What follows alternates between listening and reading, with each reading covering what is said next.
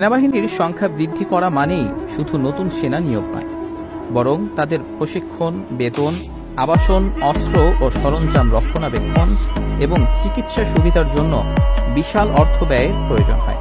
বর্তমানে বাংলাদেশ সেনাবাহিনীর যে প্রশিক্ষণ কেন্দ্র রয়েছে, সেখানে বছরে মাত্র ৫,০০০ সৈন্য প্রশিক্ষণ দেওয়া সম্ভব।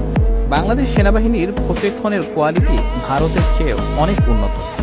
বলা হয়ে থাকে, বাংলাদেশের সেনাবাহিনীর ১ জন সৈন্যের সমকক্ষ হচ্ছে ভারতীয় ১০ জন সেনা। বাংলাদেশে একজন সৈনিককে যে মানের প্রশিক্ষণ দেওয়া হয়, সেটি ভারতীয় সৈনিকরা পায় না। ভারতীয় সেনাবাহিনীর বিশাল আকারের কারণে তাদের সৈন্যদের পর্যাপ্ত পরিমাণ প্রশিক্ষণ গ্রহণের সুযোগ পায় না। বিশ্বের মোট ৫৩টি দেশের সেনাবাহিনীর কর্মকর্তারা বাংলাদেশে প্রশিক্ষণ নিতে আসে। প্রশিক্ষণের গুণগত মানের দিক থেকে বাংলাদেশ সেনাবাহিনী দক্ষিণ এশিয়ার অন্যতম একটি সেনাবাহিনী। বর্তমানে